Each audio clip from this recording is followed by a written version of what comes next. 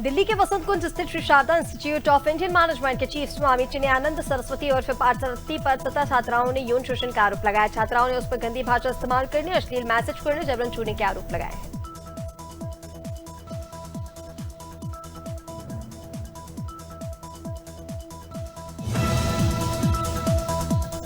राष्ट्रीय जांच एजेंसी ने प्रतिबंधित खालिस्तानी संगठन सिख फॉर जस्टिस के प्रमुख गुरु पतवंत सिंह पन्नू और अन्य अज्ञात व्यक्तियों के खिलाफ देशद्रोह का एक और मामला दर्ज किया है। आरोप है कि अमेरिका में बैठा आतंकी पन्नू भारत की अखंडता के खिलाफ सिख सैनिकों को उकसाने का काम कर रहा है।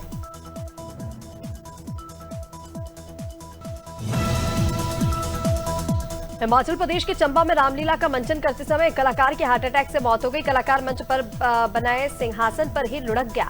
ये घटना लाइव वीडियो में रिकॉर्ड हुई। प्रभु श्री राम के पिता दशरथ का रोल निभा रहे अमरीश महाजन उर्फ शिबूबाई को हार्ट अटैक आया, जो करीब 40 सालों से इस रोल को अदा कर रहे थे।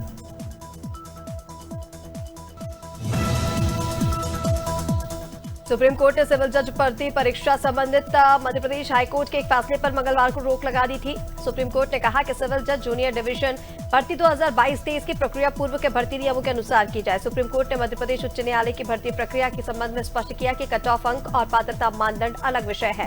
केवल संभावना या आशंका के आधार पर रिव्यू अधिकार का प्रयोग नहीं किया जा सकता।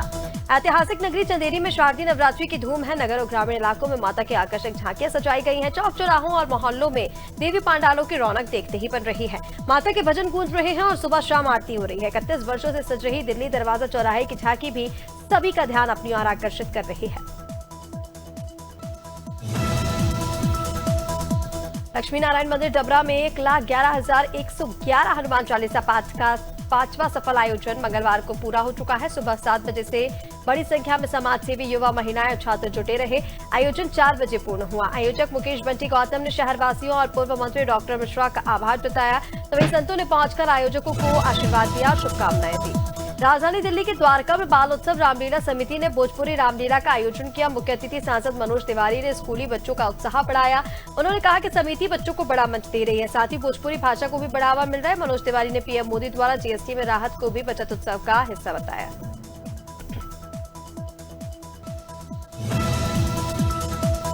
फतेहपुर के औगासी गांव में पुलिस ने मुठभेड़ में 25,000 के इनामी लुटेरे हैशाम उर्फ हासिए को पैर में गोली मारकर दबोचा। 2 साथी फहीम उर्फ राजू और अब्दुल ने हथियार फेंक कर सरेंडर किया। डीएसपी जाफरगंज ने बताया कि तीनों पर लूट सहित कई केस दर्ज हैं। जंगल में छिपाए गए अवैध असले, कारतूस, चोरी की बाइक बरामद की गई है। इंदौर सुपर कॉरिडोर स्थित पंचमुखी हनुमान मंदिर परिसर में संत शिरोमणि सेन जी महाराज मंदिर का भूमि पूजन संपन्न हुआ। इस अवसर पर जोधपुर से पधारे श्री श्री 1008 अचलानंद गिरी महाराज का आशीर्वाद प्राप्त हुआ। समारोह में महंत रघुनाथ दास महाराज सहित कई संत और गणमान्य उपस्थित रहे। बड़ी संख्या में समाजजन शामिल हुए। भूमि पूजन को सेन समाज की आस्था, सांस्कृतिक पहचान और एकता का प्रतीक माना जाता है। झांसी के बरुआ सागर थाना क्षेत्र में सिद्ध मंसिल माता मंदिर द्वार के पास झोपड़ी में युवक का शव रस्सी से लटका मिला। मृतक की पहचान राजकुमार कुशवाहा निवासी निगोना खेरा के रूप में हुई है। परिजनों ने आरोप लगाया कि विवाद के बाद हत्या पर शव लटकाया गया। सूचना पर पुलिस मौके पर पहुंची, शव को कब्जे में लिया। फॉरेंसिक जांच शुरू कर दी है। पुलिस ने बताया कि पोस्टमार्टम रिपोर्ट के आधार पर ही आगे की कार्रवाई की जाएगी।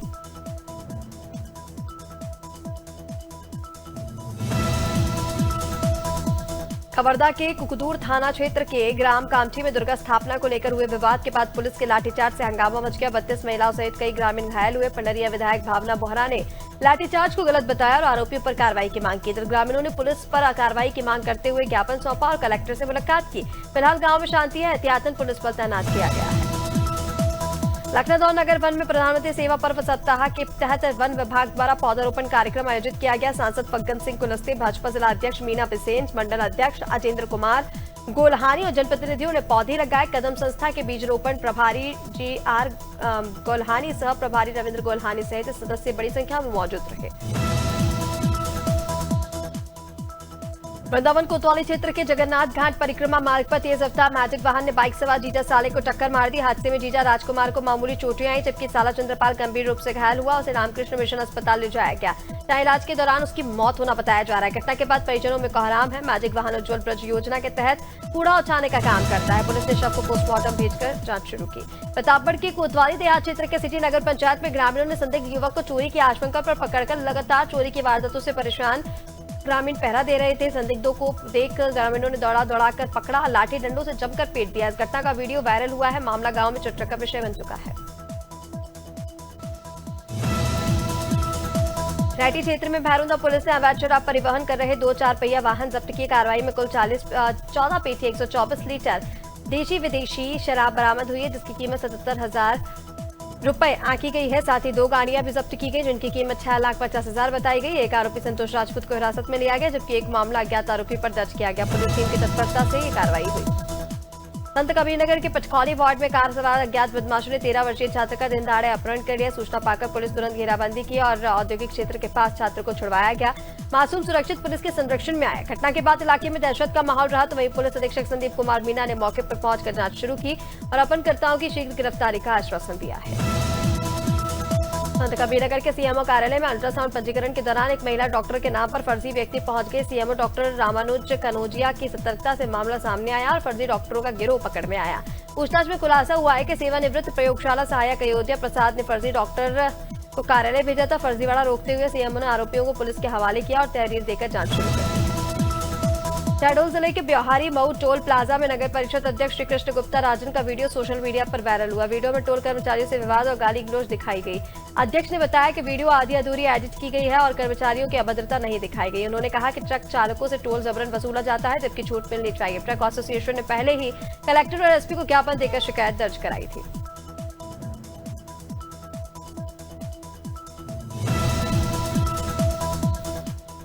और इधर बैतूल के चक्कर रोड क्षेत्र में अकाउंटेंट प्रदीप बारंगे ने फांसी लगाकर आत्महत्या की। उनके हाथ की नस कटी हुई मिली, खून से भरा डिब्बा बरामद हुआ। बताया जा रहा है कि वे पारिवारिक विवादों से परेशान थे। सूचना मिलने पर पुलिस मौके पर पहुंची। शव पोस्टमार्टम के लिए भेजा। कोतवाली पुलिस साक्ष्यों की जांच कर रही है।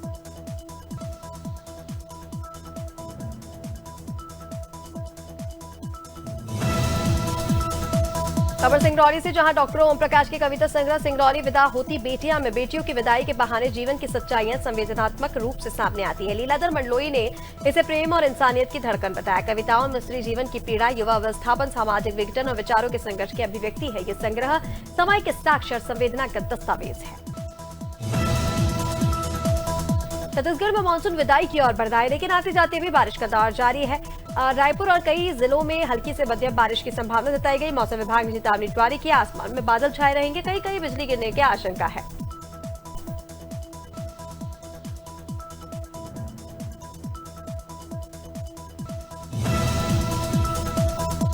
चमोली के आपदा के बाद बंद पड़ा थराली जूनीधार पारथा कुराड़ मोटर मार्ग लगभग 25 किलोमीटर तक खोल दिया गया। सड़क खुलने से अब वाहनों की आवाजाही शुरू हो गई और ग्रामीणों को बड़ी राहत मिली। लोक निर्माण विभाग के अभियंताओं का कहना है कि अभी 3 स्थानों पर सड़क बह गई है, जहां काम जारी है। अगले 15 दिनों में पूरा मार्ग सुचारू कर दिया जाएगा।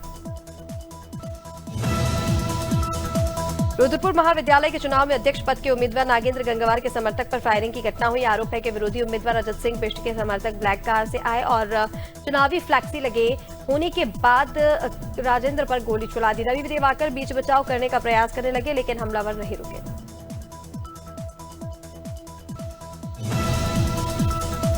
नवरात्रि की पूर्व संध्या पर बुद्धि नगर में भक्ति और उत्साह का अद्भुत संगम देखने को मिला। प्राचीन सिद्ध हनुमान मंदिर समिति के नेतृत्व में मां दुर्गा की प्रतिमा का भव्य जुलूस निकाला गया। डीजे की धुन पर युवा नाचे, महिला डांडिया गरबा करती रही और आसमान में आतिशबाजी ने नगर को जगमगा दिया।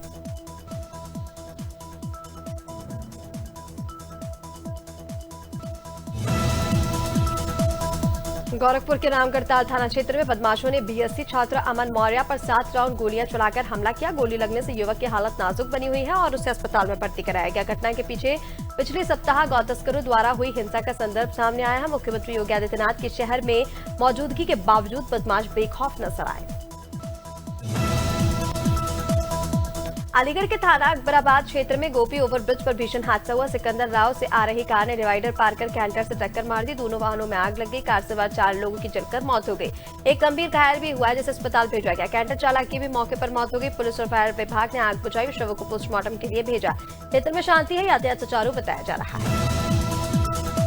अमेठी जिले के गौशाला प्रधानगणों ने डीएम संजय चौहान के सामने संचालन की समस्याएं रखी। प्रधानगणों ने बताया कि शासन की धनराशि समय पर नहीं मिलती, पशुओं के पालन में दिक्कत आ रही है और इस समय 3 महीने का बकाया है, जिसे जल्द उपलब्ध कराने की मांग की गई। जिलाधिकारी ने 1 सप्ताह के भीतर बैठक कर मामले का निस्तारण करने का आश्वासन दिया।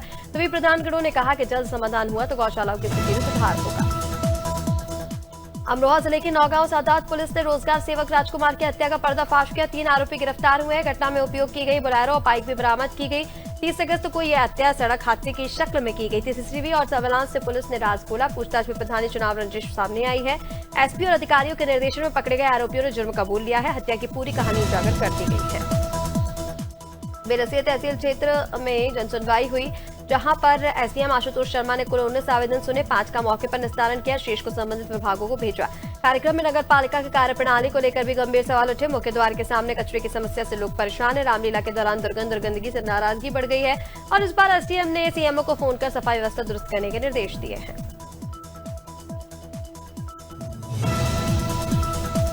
मोदी सरकार की लोकप्रिय योजनाओं में जुड़ी समूह सखी मानदेय न मिलने से परेशान है। महिलाएं जिलाधिकारी कार्यालय और विकास भवन के चक्कर लगा रही हैं। 8 दर्जन महिलाओं ने मीडिया से कहा कि उन्हें 3 साल से मानदेय नहीं मिला। पेट पालना मुश्किल है। अधिकारी एक दूसरे पर जिम्मेदारी डाल रहे हैं और लापरवाही बरती जा रही है।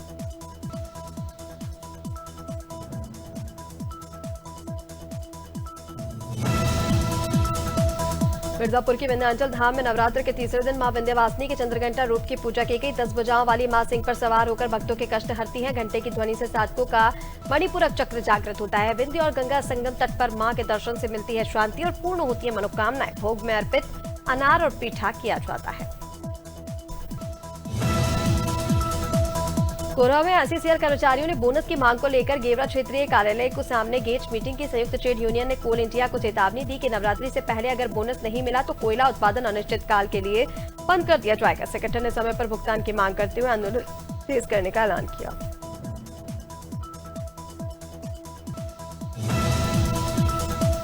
ऊर्जा के गांव कनानी में विवाहिता की ट्रेन से कटकर मौत का मामला सामने आया। सिकंदरपुर स्टेशन के पास महिला की लाश मिली। परिजनों ने ससुरालियों पर हत्या का आरोप लगाकर शव पटरी पर फेंकने के आरोप लगाए। मृतका रेखा की शादी 2018 में धर्मेंद्र से हुई थी। 3 दिन पहले मारपीट के आरोप भी लगाए गए हैं। तो वही पुलिस ने शव पोस्टमार्टम के लिए भेज दिया है और मामले की जांच पड़ताल में जुट गई है।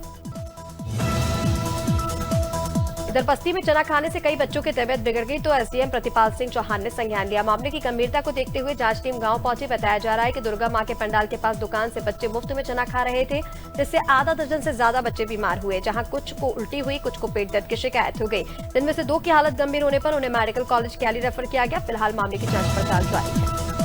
हफ्ते के तीसरे कारोबारी दिन आज यानी बुधवार 24 सितंबर को सेंसेक्स 350 अंक गिरकर 81,750 के स्तर पर कारोबार कर रहा है। निफ्टी में भी करीब 100 अंक की गिरावट है।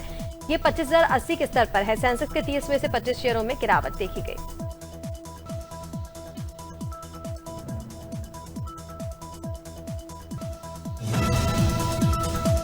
देश की top 3 automobile company Maruti, Hyundai और टाटा मोटर्स ने नवरात्रि के पहले दिन रिकॉर्ड 51,000 से ज्यादा कारें बेची। जीएसटी की नई दरें 22 सितंबर से लागू होने की वजह से कार की कीमतें 4 साल पहले के बराबर हुई।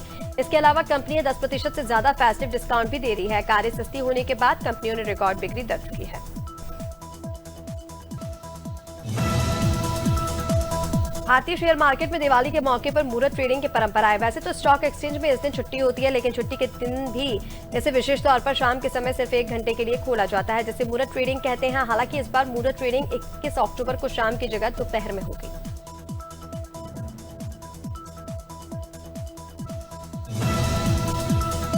सोने चांदी के दाम एक बार फिर नए हाई पर पहुंच चुके हैं। इंडिया बुलियन ज्वेलर्स एसोसिएशन के अनुसार 10 ग्राम 24 कैरेट सोना 81,059 रुपए से बढ़कर 1,14,314 पर पहुंच गया। कल सोना 1,12,155 के ऑल टाइम हाई पर था, तो वहीं चांदी 2,398 रुपए महंगी होकर 1,35,267 रुपए पर पहुंच गई है।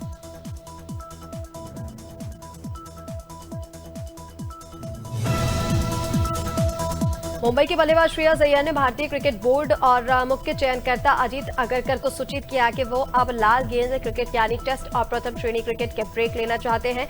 ये फैसला उन्होंने लखनऊ में चल रहे इंडिया ए और ऑस्ट्रेलिया ए के बीच मैच से हटने के 2 दिन बाद ही ले लिया है।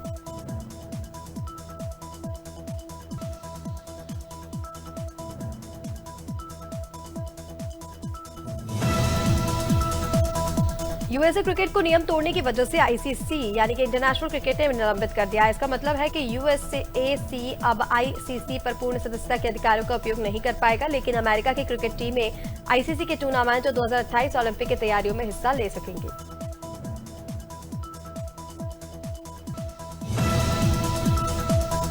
ऑस्ट्रेलिया के खिलाफ इस साल के अंत में होने वाली एशेज सीरीज के लिए इंग्लैंड की टीम घोषित कर दी गई है। बेन स्टोक्स की कप्तानी में इंग्लैंड को 21 नवंबर से 8 जनवरी तक ऑस्ट्रेलिया दौरे पर 5 टेस्ट मैच खेलने हैं। ओली पॉप से उप कप्तानी छीन ली गई है। उनकी जगह युवा बल्लेबाज हैरी ब्रूक को यह जिम्मेदारी दी गई है। पूर्व क्रिकेटर युवराज सिंह मंगलवार दोपहर 12:15 पर दिल्ली के ईडी ऑफिस पहुंचे। अधिकारियों ने शाम 7 बजे तक उनसे ऑनलाइन बैटिंग ऐप के प्रमोशन मामले में पूछताछ की।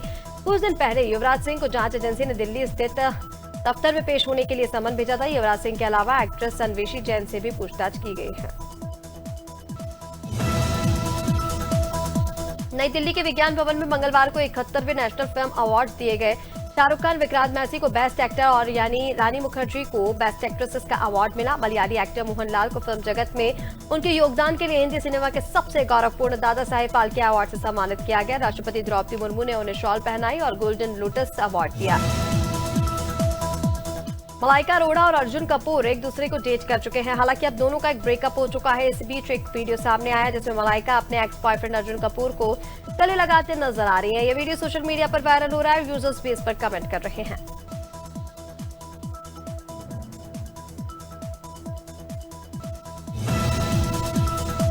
साउथ एक्ट्रेस सामंता रुथ प्रभु इन दिनों डायरेक्टर राज निधिमोरू के साथ अपनी लव लाइफ को लेकर सुर्खियों में है। इसी बीच एक वीडियो सामने आया जिसमें दोनों को जिम से बाहर निकलते हुए देखा गया। वीडियो में सामंता रुथ प्रभु और उनके रूमर्ड बॉयफ्रेंड राज निधिमोरू को जिम से बाहर निकलते हुए साथ में देखा गया।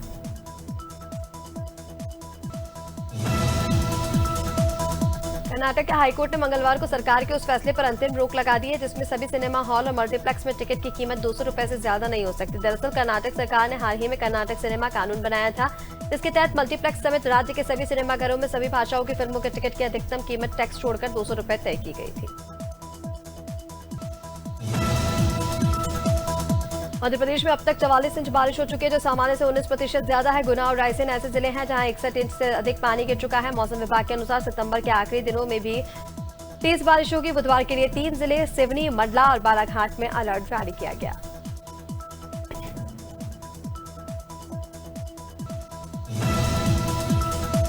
बंगाल की खाड़ी में बने बारिश के सिस्टम का असर प्रदेश में दिखने लगा है। रायपुर में देर रात से बूंदाबांदी जारी है। बलौदा बाजार में भी तेज पानी बरस रहा है। बारिश ने जहां लोगों को गर्मी से राहत दी तो वहीं अन्य जिलों में भी भारी बारिश होने की संभावना है। मौसम विभाग ने महासमुंद, गरियाबंद, धमतरी, कांकेर, कोंडागांव, नारायणपुर जिलों के लिए भारी बारिश का ऑरेंज अलर्ट जारी किया है। यूपी में नदियां अभी भी उफान पर हैं। अभी 8 जिलों में बाढ़ है। इनमें बलिया, फर्रुखाबाद, गोंडा, गोरखपुर, कासगंज, लखीमपुर खीरी, मथुरा और उन्नाव शामिल है। सीजन में बाढ़ और बारिश से 1412 मकान ढह चुके हैं। प्रदेश में अब तक 695.6 मिलीमीटर बारिश हो चुकी है जो औसत अनुमान 726.1 mm से 4% कम है। मौसम विभाग का कहना है कि अब अगले कुछ दिनों तक बारिश का अनुमान फिलहाल नहीं दिख रहा है। और राजस्थान में मंगलवार को सभी जिलों में मौसम साफ रहा। पिलानी, चूरू, गंगानगर समेत कुछ शहरों में दिन का अधिकतम तापमान 37 से 39 डिग्री सेल्सियस के बीच दर्ज हुआ। तो वहीं मौसम के इस बदलाव से दिन में हल्की गर्मी बढ़ चुकी है। हालांकि रात में तापमान सामान्य और सामान्य से थोड़ा नीचे दर्ज होने से हल्की ठंडक भी रहने लगी है।